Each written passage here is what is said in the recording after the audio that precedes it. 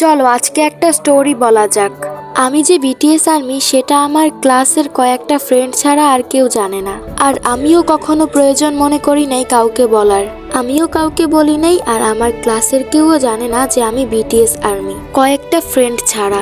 But আমাদের ক্লাসে অনেকগুলো ব্ল্যাক পিঙ্ক ব্লিঙ্ক আছে যারা সবসময় ব্ল্যাক পিঙ্ক নিয়ে মাতামাতি করে। ওরা সবসময় ব্ল্যাক পিঙ্কের অনেক কিছু স্কুলে নিয়ে আসে, আর ওরা আবার অনেক বেশি বিটিএস কে হেট করে। বিটিএস কে দেখতেই পারে না, বিটিএস কে নিয়ে যা মন চায় তাই বলে ওরা।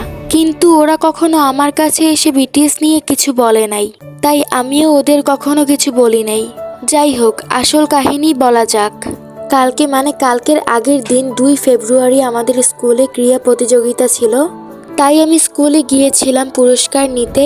তখন আমি স্কুলে গিয়ে ওদের পাশে বসি, মানে যারা আর কি ব্ল্যাক পিঙ্ক ব্লিঙ্ক এবং বিটিএস হেড করে ওদের কথা বলছি। তখন আমি ওদের পাশে বসে ওদের সাথে কথা বলছিলাম, কারণ ওরাও আমার ফ্রেন্ড ছিল। কিছুক্ষণ পর ওদের মধ্য থেকে একটা মেয়ে একটা ছবি বের করে আমাদেরকে দেখানোর জন্য বের করেছিল। আমি ভেবেছিলাম হয়তো ব্ল্যাক পিঙ্ক মেম্বারদের মধ্যে কারো ছবি এনেছে। তারপর যখন আমি ওই ছবিটার দিকে তাকাই, তখন তো আমি পুরাই অবাক হয়ে গেলাম। এতটাই অবাক হয়েছি যেটা বলার মতো না।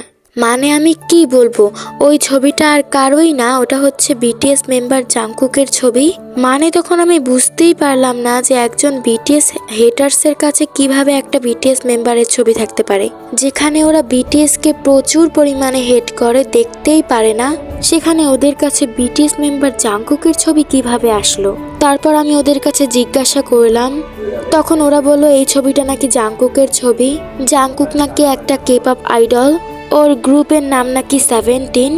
ও নাকি বিটিএস এর থেকেও অনেক সুন্দর ড্যান্স করতে পারে, তারপর নাকি বিটিএস এর থেকেও অনেক সুন্দর গান গাইতে পারে, তারপর বিটিএস এর থেকেও নাকি দেখতে অনেক সুন্দর, আরো কত কিছু বলল।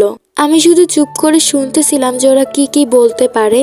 ওরা বলতেছিল যে যারা বিটিএস আর্মি তারা নাকি বোকা, আরো বলতেছিল যে বিটিএস ছেড়ে জাংকুকের ফ্যান হয়ে যাওয়ার কথা। আমি ওদের কথা শুনে শুধু মুচকি মুচকি হাসছিলাম। আমিও বা আর কি বলবো, ওরা তো এটাই জানে না যে বিটিএস আসলে কারা, আবার হেড করতে আসছে বিটিএস কে। কিছুই বলার নাই আমার। তারপর ওখান থেকে আরো একটা মেয়ে বলতেছিল যে বিটিএস নাকি গে। এইটা শুনে আমার আরো বেশি হাসি পাচ্ছিল।